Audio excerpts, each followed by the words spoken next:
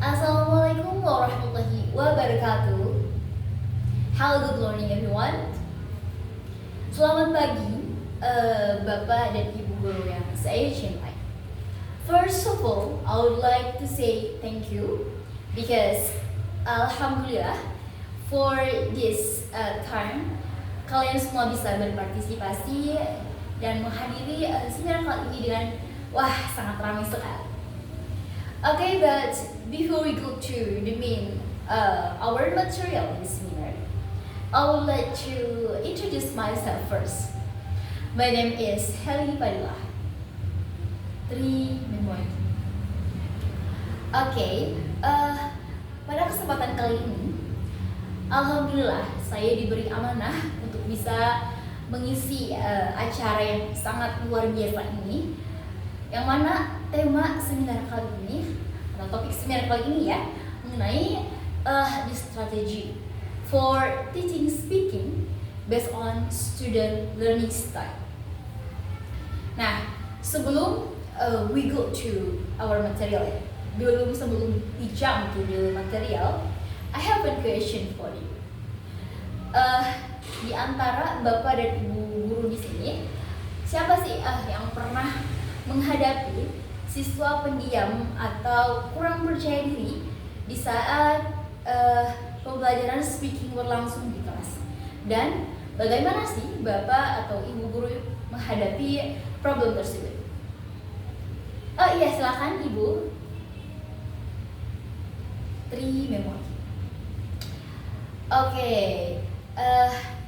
nah terima kasih untuk partisipasinya di awal tadi. Nah, selanjutnya langsung saja we go to main our material. Okay, as we can see in this slide, why speaking is important. Okay, speaking is important because speaking is the primary skill for communication, especially in the daily life. Nah, relevansinya dengan siswa SMP adalah mereka itu sedang masa-masanya transisi belajar bahasa. Oleh sebab itu, speaking atau berbicara bahasa Inggris menjadi salah satu aspek yang paling utama ya ketika belajar bahasa. Oleh sebab itu, we as a teacher harus bisa gitu. Gimana caranya buat support mereka berkembang bisa berbahasa Inggris. Gak harus fluent, tapi mereka at least mereka itu bisa paham basic berbicara bahasa Inggris itu seperti apa. Mungkin in general common problem dalam berbicara bahasa Inggris adalah ketakutan mereka untuk berbicara atau ketidakpercayaan diri mereka saat berbicara bahasa Inggris. So that's why we need to encourage them, we need to support them by choose the effective method for them. As we can see in this slide, the goal in this seminar is to deliver how to teach English speaking effectively by adjusting the method based on student learning style. Perlu kita ketahui semuanya bahwa menurut Gardner, dia tuh mengemukakan bahwa setiap individu itu memiliki kecerdasan yang berbeda-beda, seperti kecerdasan visual, auditorial, dan kinestetik. Nah, oleh sebab itu, we as a teacher, we as the educator must be able to adjust it supaya di tengah pembelajaran siswa kita itu dapat absorb the knowledge, dapat gain the knowledge effectively. Karena kita gak bisa ya menyamaratakan semua siswa kita itu sama. Dan ketika kita punya perspektif seperti itu, of course the learning process will be flawed. Oleh sebab itu, di sini jawabannya. Alhamdulillah, semua yang hadir di sini pasti akan mendapatkan informasi yang atau sedikit ilmu yang bermanfaat dari sini. Oke, next slide. Oke, selanjutnya di sini ada learning style. Okay, in general, learning style refers to the way of individual process and observe the information. Nah, kalau di dalam konteks pengajaran ini LT ya, guru itu harus sangat mampu gitu, bisa menyesuaikan metode yang lebih efektif bagi siswanya supaya mereka itu dapat berhasil dalam mencapai pembelajaran speaking di kelas itu dengan berhasil. Nah, di sini ada 3 learning style. Yang pertama ada visual learners. Nah, visual learner di sini siswa itu cenderung lebih suka melihat gambar, poster ataupun video. Nah, biasanya mereka itu lebih bisa memahami konsep ketika media pembelajaran yang digunakan di kelas itu menggunakan media-media yang berbau visual seperti yang tadi saya sebutkan ya, contohnya kayak poster, grafik ataupun video gitu. Selanjutnya ada auditory learner. Siswa lebih baik belajarnya itu melalui pendengaran, seperti belajar menggunakan lagu, mendengarkan diskusi, dan dan mendengarkan penjelasan melalui verbal.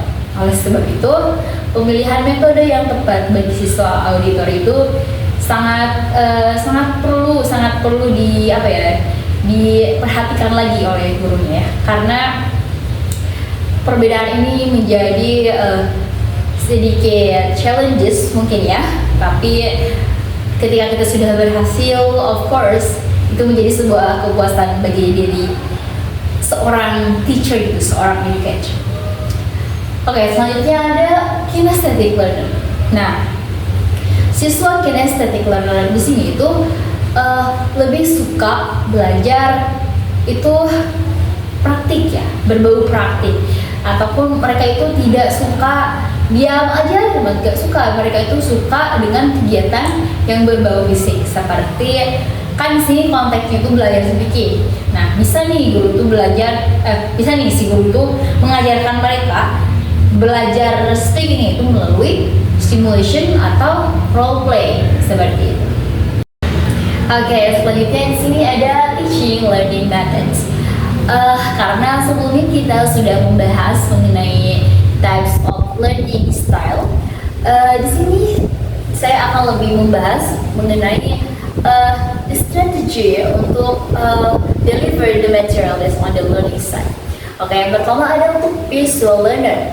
Nah, menurut standard and charge, mereka tuh mengatakan bahwa siswa itu bisa retain information atau mengingat informasi ketika media itu di-represented by visual seperti gambar ataupun diagram. Nah, di sini guru itu bisa menyediakan berupa sequence, picture, mapping ataupun video. 3 member. Selanjutnya ada untuk auditory learners. Nah, auditory learning itu didukung oleh teori Vygotsky yang mengatakan bahwa social interaction itu bisa membantu siswa auditory menjadi mengembangkan bahasanya. Karena kan tadi kita membahas bahwa auditory learning itu belajarnya itu lebih efektif ketika mendengarkan, seperti mendengarkan diskusi ataupun mendengarkan penjelasan secara verbal. Yang mana ketika student auditor itu menjelaskan secara mendengarkan lewat diskusi, otomatis kan itu ada social interaction-nya. Nah, di sini siswa itu bisa lebih develop their language skill-nya lebih efektif seperti itu. Nah, adapun ya untuk penggunaan strategi itu bisa menggunakan audio based learning. Nah, si audio itu guru itu bisa mencomot ya, dari beberapa website ataupun video di YouTube. Banyak sekali ya untuk saat ini search digital itu bisa menjadi bahan untuk pembelajaran siswa auditory learning. Oke, dan untuk terakhir yaitu kinesthetic learner. Nah, kinesthetic learner itu didukung oleh teori Piaget contribution ya, di mana pembelajaran berbasis pengalaman ataupun praktik itu bisa gitu membuat siswa itu lebih lebih efektif dalam belajarnya, dan gain the knowledge itu juga lebih cepat gitu, dimana si gadget itu memberikan siswa menjelaskan bahwa siswa itu bisa lebih absorb the knowledge atau gain the knowledge based on the real life situation. Karena kan of course ya, namanya juga kinesthetic learner, guru itu bisa memberikan kayak simulation. Nah, simulation di situ kan ada geraknya, dan simulation itu berdasarkan real life situation. Contohnya, guru itu ngasih pembelajaran simulation atau role play itu kayak memesan makanan ataupun ataupun kayak apalah yang real life situation yang relate sama kehidupan siswa sehari-hari, seperti itu.